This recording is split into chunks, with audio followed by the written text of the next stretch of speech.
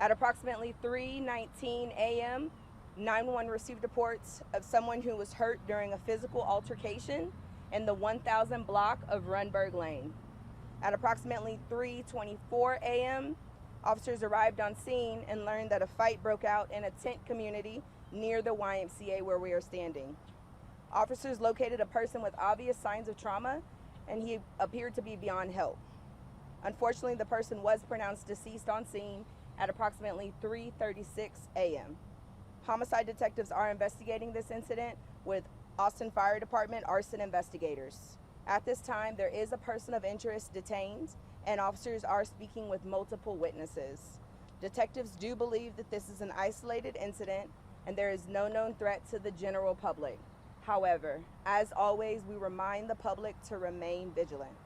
We also ask that anyone with information please call in to the APD Homicide Tip Line at 512-477-3588. This is being investigated as Austin's 33rd homicide of the year. I can take any of your questions at this time. Why is arson here? So there's a fire involved. I don't know to what extent, but there's a fire involved in the scene, and that's why they're here. Was the victim burned? I cannot confirm that at this time. We're still working to determine that. How many people were involved in the altercation? Was it just the man who died and someone else, or is it multiple people? Sure. So the information I have available right now is that there were just 2 people involved in the altercation. However, maybe there were several others watching because there are witnesses that are speaking with detectives. Is it a fairly large tent community back there? I haven't been myself, so I can't say for sure, but I do know that it is a tent community. Has it been cleared out since? The tent community? Yes. At this time, since it's an investigation, they would have had to remove everyone from the area. Do you know how many witnesses they're talking to? I don't know a certain number, but there are several. The person who's a person of interest, they fled on foot, I'm guessing? So there's actually someone that's detained. Okay. So I don't know that they fled, but they're in custody now. Do you know what the... We're talking about a stabbing. Was the person stabbed? There is a chance that the person was stabbed. However, because it is so early on in the investigation, I can't say for certain. The medical examiner is just arriving, as you guys maybe noticed, and so once we get them to the medical examiner's office, we'll have more information. So the body's still here at the scene? Correct.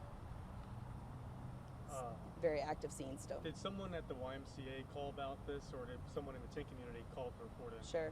I believe that someone in the tent community called. I believe one of the witnesses. And there were also reports of, like, I guess, him having some sort of cardiac arrest. Is that something that... I'm not sure. I didn't get that information. How much, do you know, like a time frame when this area is going to be closed down for the investigation? How much longer? Sure. Of course, detectives want to take their time. Since there are arson investigators and homicide detectives, I believe that it could take some time. They want to make sure that they get as many answers as possible. So it just takes the time that it takes, maybe a couple of hours.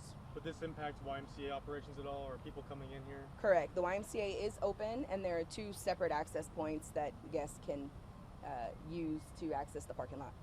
Now, did the incident happen here in this field, or did it happen in the tent community itself? So my understanding is that the tent community is just beyond this field that we can see with our eyes here, so right in that area.